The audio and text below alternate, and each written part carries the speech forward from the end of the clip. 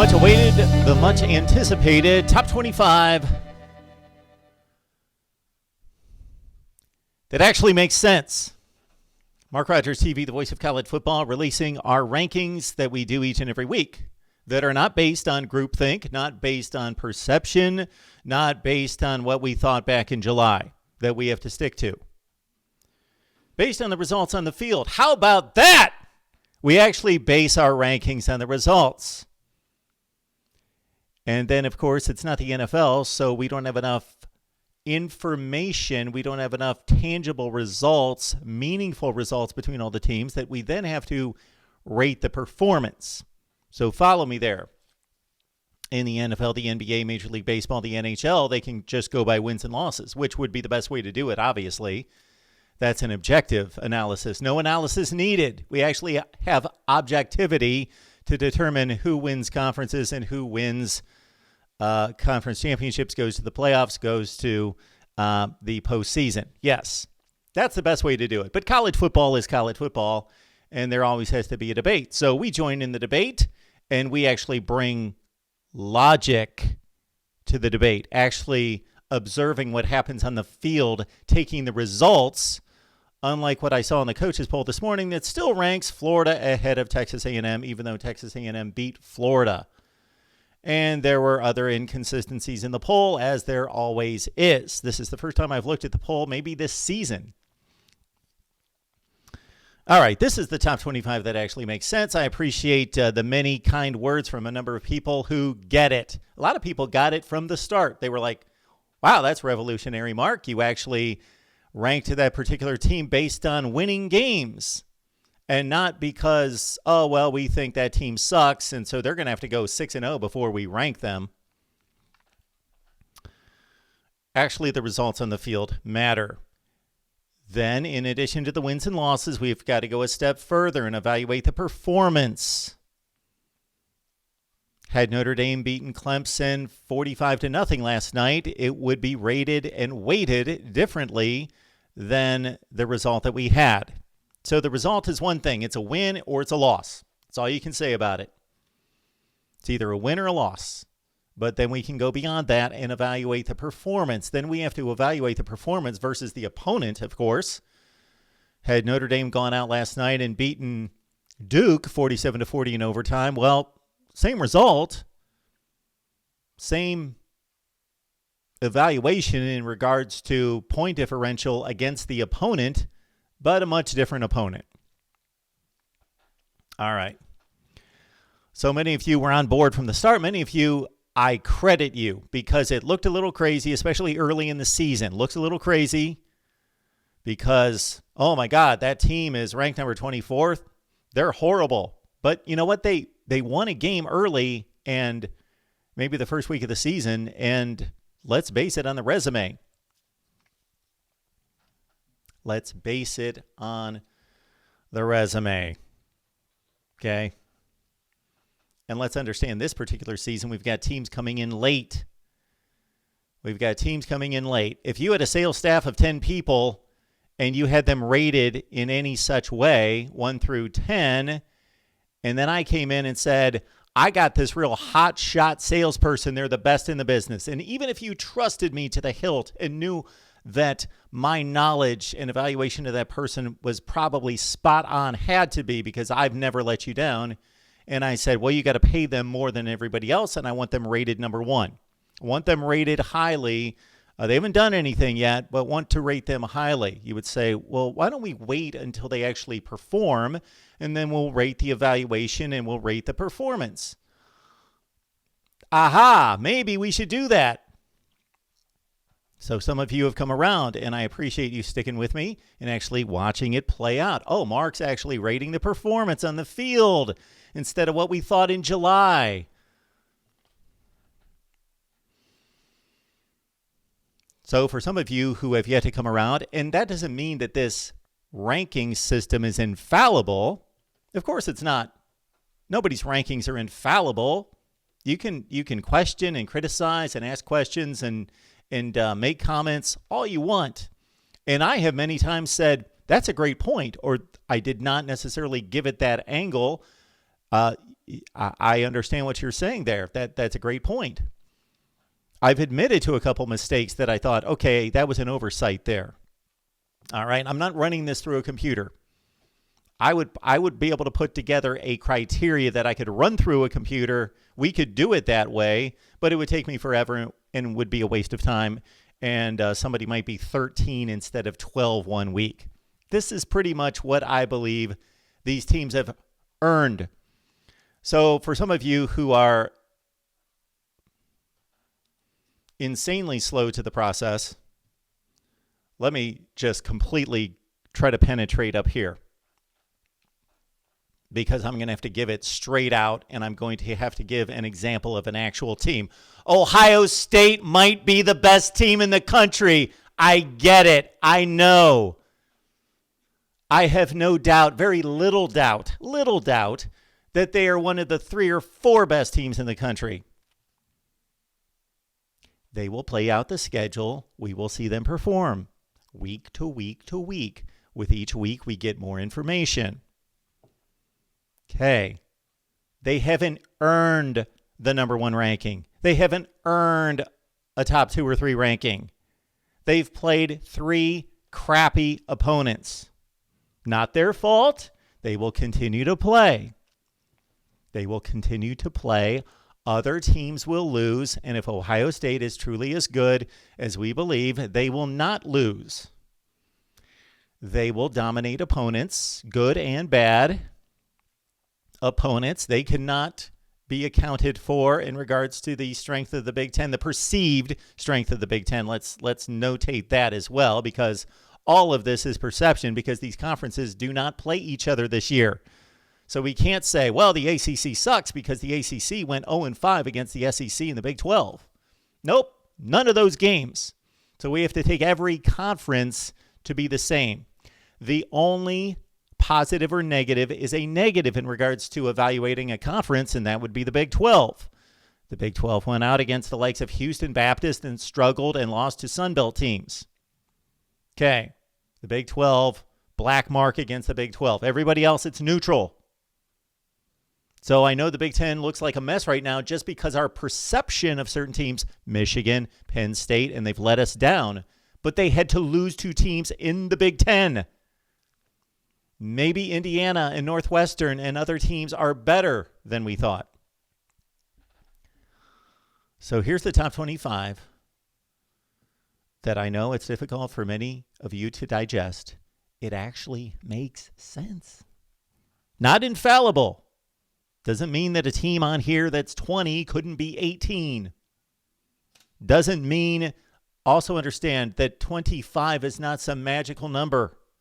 We have just, in the media, it used to be the top 20. It was the top 10 back in the 30s or 40s. Then they went to 20. And then in 1989, USA Today, not the AP, USA Today went to 25.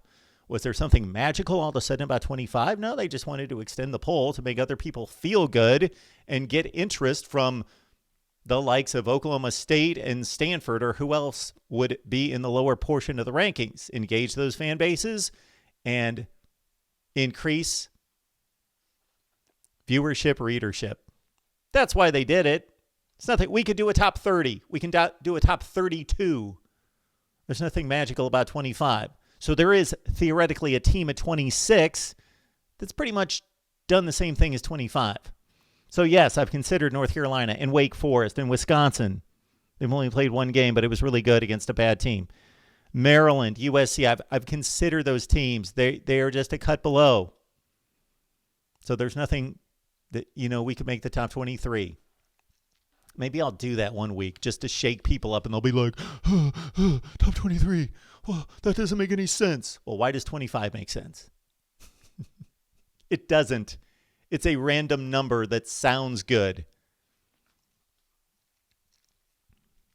That's what I'm going to do.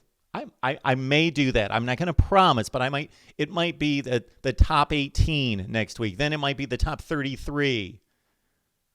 All right, it's a top 25 that actually makes sense for this week, because I didn't think of that brilliant idea until just now. Let's get this thing done, shall we? Texas is number 25. Oklahoma's 24. Rule number one in the top 25 that actually makes sense because the results matter above everything else is that I will never rank a team above another team that they lost to. Teams that win the games will always be ranked ahead of the other team as long as the records are comparable. Okay, South Carolina 4-8 beat Georgia last year 11-1. I couldn't rank South Carolina number 3 in the country. Within reason, if the records are comparable, the winner of the head-to-head matchup, the head-to-head always rules. Now, you can still have an opinion that a team that lost a game is still better. We can still come away from the Clemson-Notre Dame game thinking, I still think Clemson's better. But they shouldn't be ranked higher. In no way. I don't care what the circumstances are. I don't care if the entire offense and defense are out. Notre Dame won the game head-to-head. They should be ranked higher than Clemson. End of story. But if there's a record difference, if Notre Dame loses a couple games, of course they're going to drop below Clemson. Okay, that's one condition. The other condition is the transitive property. Understand that these teams will start to play in conference, and Team A is going to beat Team B, then Team B is going to beat Team C, but Team C went and beat Team A. So you have to then go to the resume. The resume. Okay. But head-to-head, I will always honor if it's clear-cut, if those two factors don't come into play. So Texas is 25 and Oklahoma is 24. Voila. The Sooners beat the Longhorns.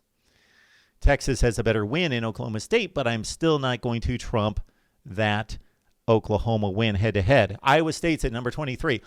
Iowa State beat Oklahoma. All those three teams have the same record. And Iowa State beat Oklahoma. You know what? Another thing you're not going to see in the poll that you saw honored early in the season, and then I guess they just figure, well, we gave them a little pat on the back, a little bone early in the season, then we'll just kind of let it slide. Louisiana still has only lost one game. They beat Iowa State. They beat Iowa State by 17 points in Ames, Iowa.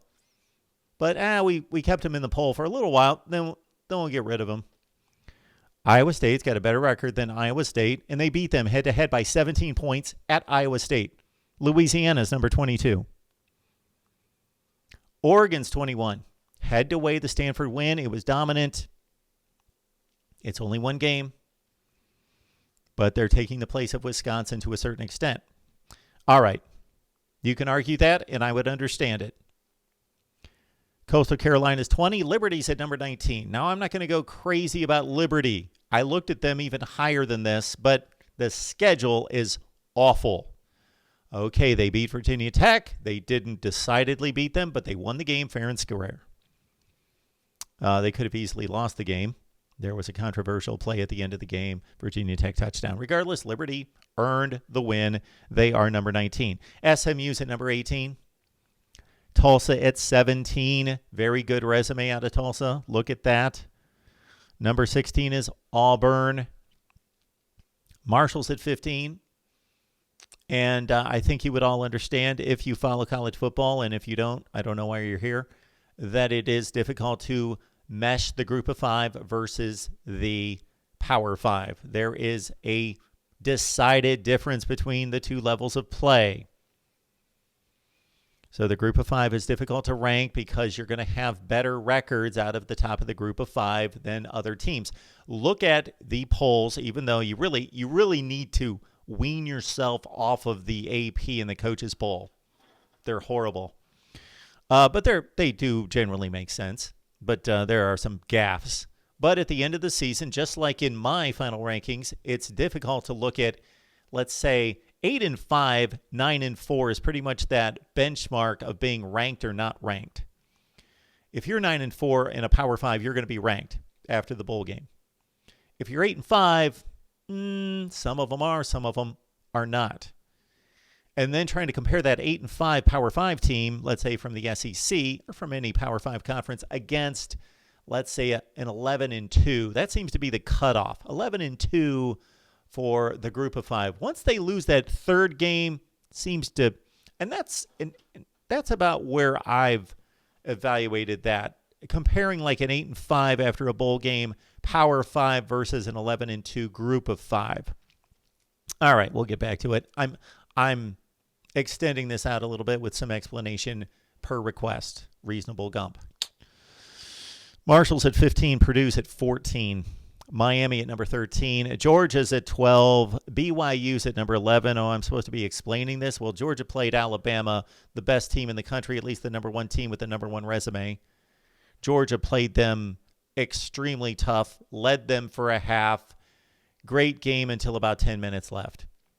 Georgia was outclassed by Florida in a game that was competitive, but not overly competitive, certainly not down to the wire.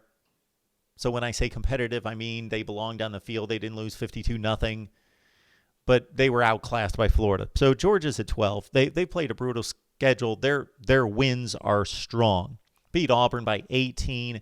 Beat a good Arkansas team by 27. Miami at 13. Miami's wins are awful. They're really not consequential. They barely beat North Carolina State. And again, I'm going results. And then I'm evaluating the competition. Pitt, NC State, Louisville, Virginia, they're all like top 50 teams. So Miami had its one shot against one of the best teams in the country, and they got mauled. All right, so that's why I got a one-loss Miami at 13, Georgia's at 12. I could probably justify Auburn ahead of Miami to a certain extent, but they had that questionable, very questionable win against Arkansas. All right, back to it. BYU at 11, Oklahoma State at 10. Going into our top 10, Oklahoma State just with the one loss in which they statistically dominated Texas. They look like the best team in the Big 12, and right now they have ownership of it. They won a very close game against Kansas State that was pivotal. The two teams were tied for first place in the Big 12. All right. I'm going to hear a lot about this one. Northwestern at number 9. Oh, they're not the 9th best team in the country. It's not about who the 9th best team in the country is. It's the 9th best resume. If we want to go with who we think are the best teams, who I think are the best teams, then don't play football. We don't need to play football. We'll just select the 4 teams and go play the playoff. And then, you know what? We don't even need to play the playoff because I can tell you who's going to win. Northwestern is the 9th best resume in the country. 3 wins. Beat Maryland by 40. Came back from 17 down to beat Iowa, who turned around and mauled Michigan State. Northwestern with a win against Nebraska. Number 9. Indiana, number 8. Beat Penn State, who we thought was a really good team. I think Penn State's better than their 0-3 record, but we will see. But they don't look good right now. They look like garbage. Indiana won that game in fluke fashion, miracle fashion, but they did it. And they've won 2 games since then, and they beat Michigan and decidedly beat Michigan. All right. Indiana's 8, Ohio State 7. So you just talked up Indiana, Mark. Why is Indiana behind Ohio State?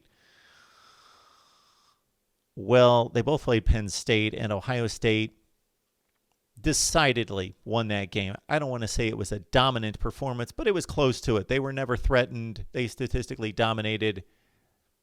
They cruised to a win. Indiana did not. Ohio State could have crushed Rutgers. They were up 42-9. Indiana did not. So those are 2 of the same games. 2 common opponents out of 3 games, and Ohio State played much better than Indiana, and then they beat Nebraska by 5 touchdowns. Indiana's other win was against Michigan. Really good game. That's a better win than Nebraska, I would say at this point, but the Buckeyes dominated. Ohio State 7. Florida 6, Texas A&M 5. Texas A&M actually beat Florida. This is how this works, Mark. It's a difficult process. Clemson's at 4. Clemson's at 4. Cincinnati at 3, Notre Dame 2, and Alabama number 1. I don't know what else to explain out of that. I know Cincinnati might be a bit controversial, but they have won the games against the top group of 5 teams, Memphis, SMU, who am I missing? UCF.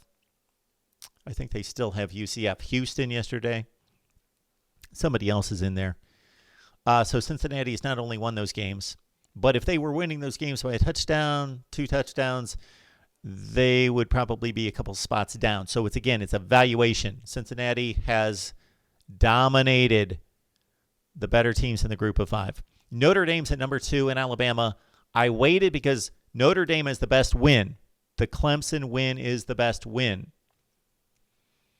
But Alabama, across the board, has dominated much better teams. Texas A&M by 4 touchdowns. Come on. The Alabama wins are better than Notre Dame. Notre Dame struggled against Louisville. They struggled against Duke. They struggled to a certain extent against an awful Florida State team. Alabama has struggled against really just Ole Miss. And Ole Miss is an offensive machine. But again, Alabama with a dominant win. And they beat Georgia. They beat Georgia by 17 points. And they dominated Texas A&M. They're number 1. There's the top 25 that actually makes sense. Leave your comments below. Great to see you here at Mark Rogers TV, the voice of college football. Got to hit that bell for the notifications. Of course, you've subscribed, but you also have to hit the bell for the notifications. That way you know when we're going live, which is every day, typically multiple times a day, with call-in shows, team-specific live streams, and more right here at Mark Rogers TV, the voice of college football.